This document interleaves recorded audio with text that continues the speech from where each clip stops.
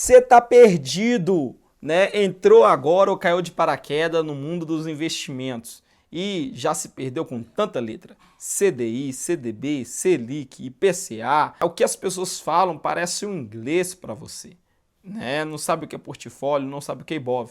Bom, então, para isso nós fizemos um vídeo te explicando coisas que todo investidor iniciante deve saber. Fica comigo até o final, porque nós vamos te trazer essa informação bem simples e bem fácil.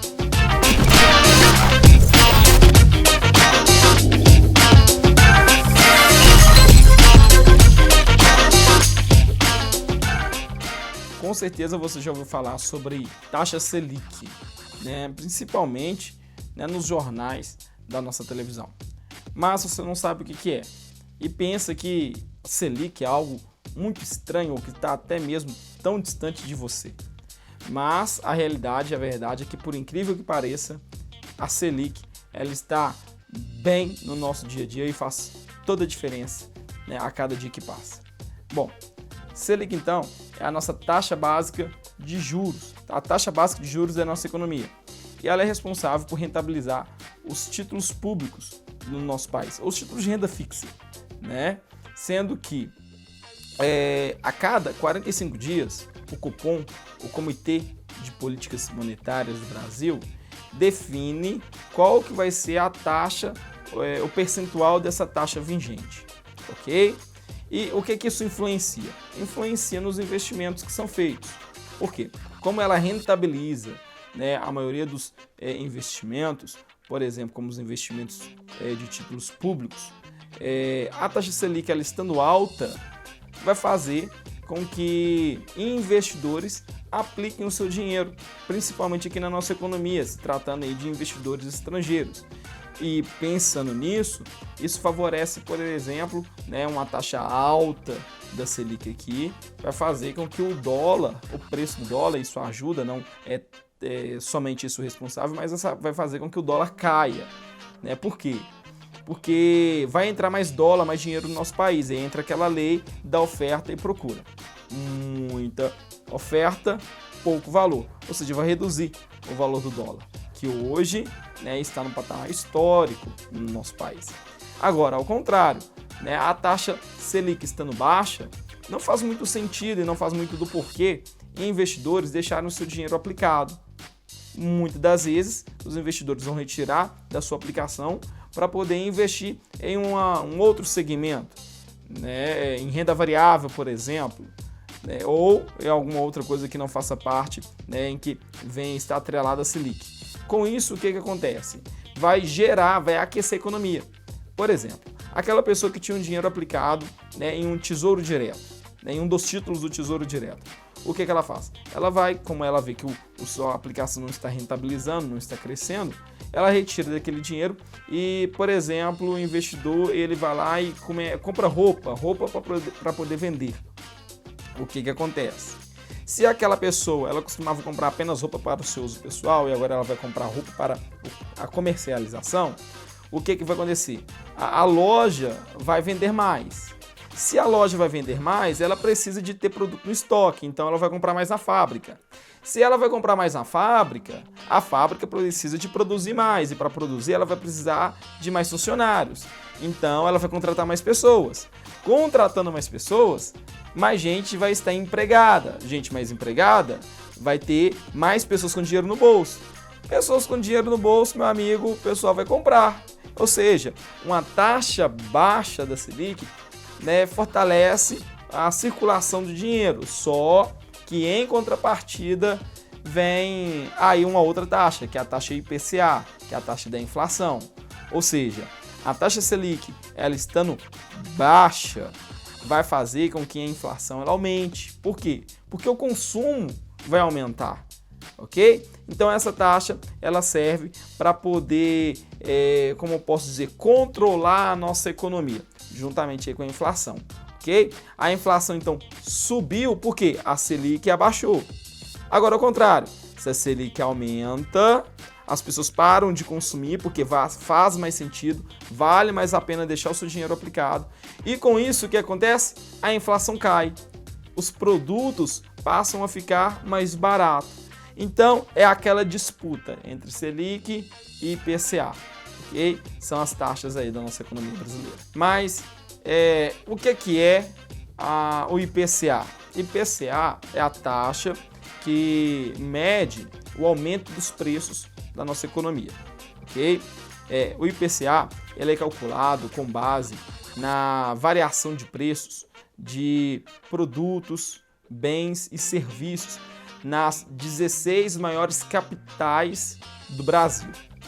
Então, ela é calculada com base no estudo, né, na variação dos preços, e ela mede então o quanto o preço, né, dos produtos estão subindo e com isso o quanto o dinheiro está perdendo seu valor, ok?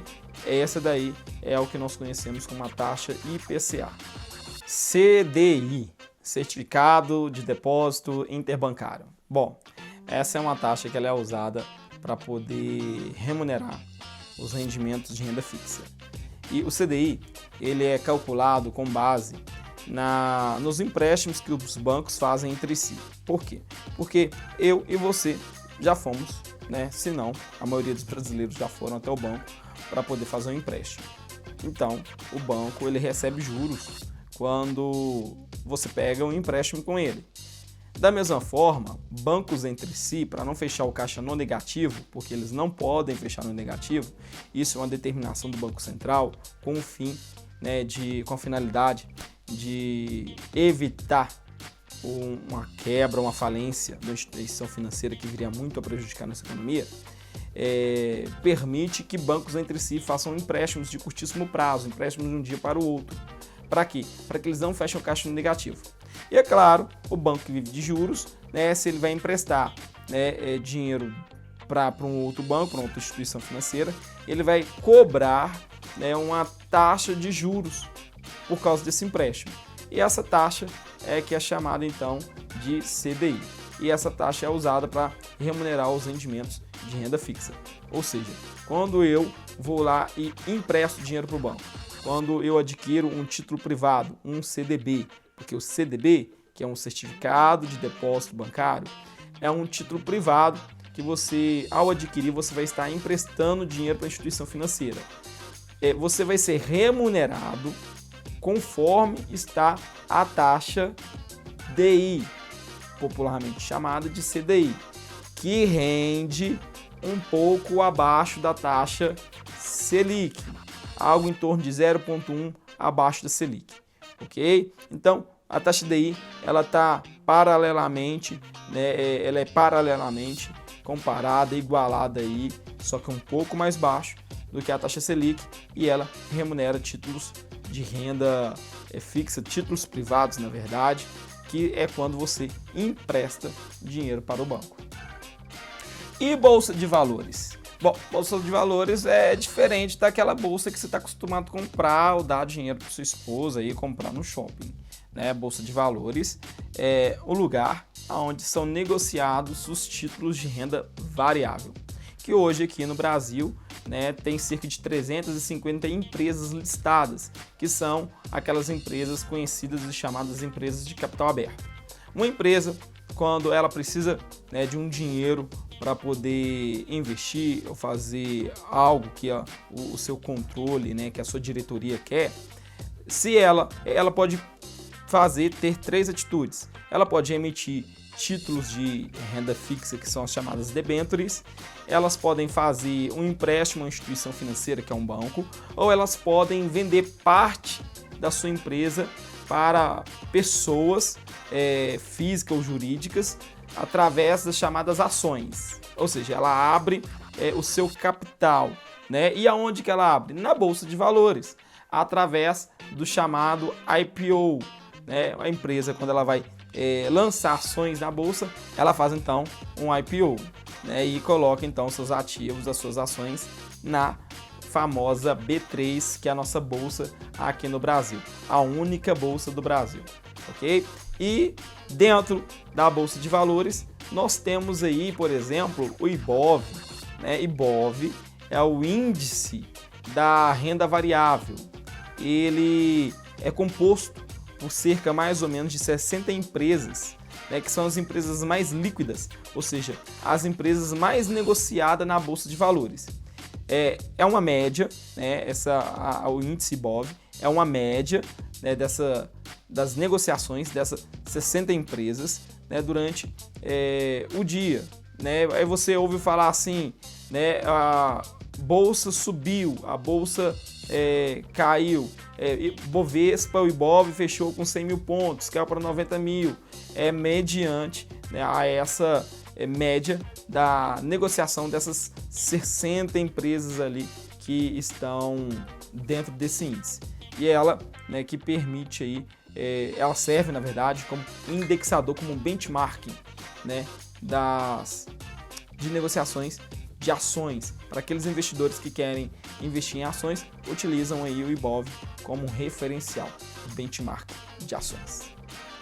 Aí você ouve um investidor falar assim, eu comprei, eu adquiri, eu investi, né, em uma determinada ação e ela agora faz parte do meu portfólio. E o que são então portfólios?